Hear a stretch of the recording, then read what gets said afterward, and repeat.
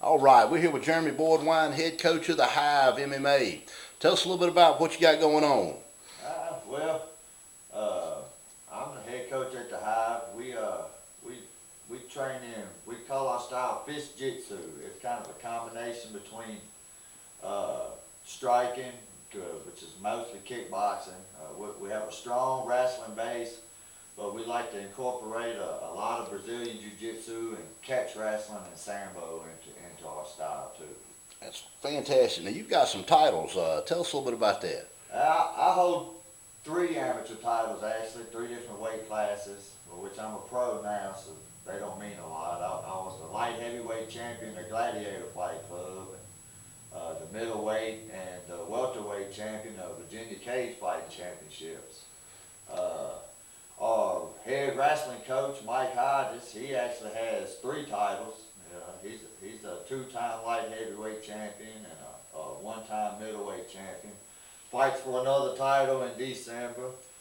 I got a bantamweight, Chad Wigington. He's a Fight Night TV bantamweight champion. And he fights for another title come December.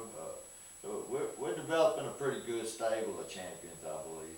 There you go. That they definitely won't lose you in the crowd because you got the orange color on right there.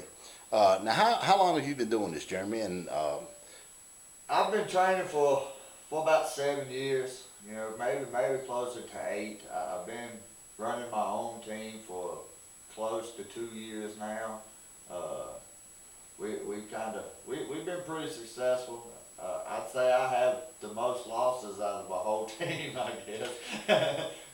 well, the one thing about that is the things that's benefited you and hurt you, your team can gain knowledge from, so they can learn from that. So that's not necessarily a bad thing. Oh yeah.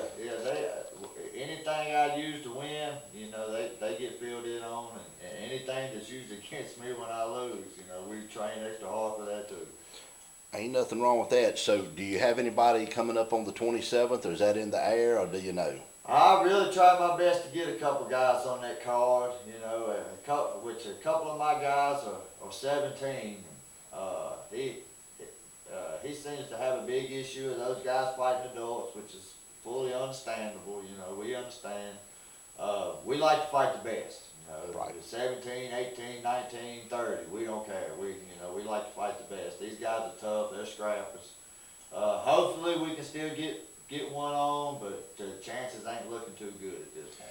I was going to say, I mean, a lot of times what I've noticed a little bit lately is there's a lot of independents showing up in some of the shows. I know that you guys, in my first interview with you, you like to fight qualified schools, certain people that's been around the block and fight a higher quality opponent.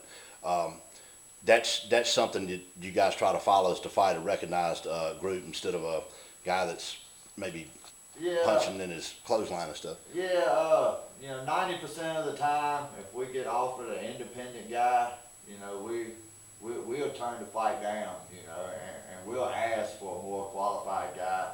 If it gets closer to the fight day and they haven't found our guy an opponent and this guy's still looking for a fight, if he's willing to take the fight, you know, chances are we'll usually take it. But we're more apt to fight the MMAIs and the Team Crichtons and the Martinsville Fight Clubs and the schools that are actually known for fighters. You know, right. We would rather fight those guys and fight the tough guys than to fight a guy. It's easy to be the toughest guy at the barbecue. You know? Right. It's not so easy being the tough guy in the cage. That's right. Hey, I want to thank you for your time, Mr. Boardwine. Wish you the best of luck. Thank you for having me, bro.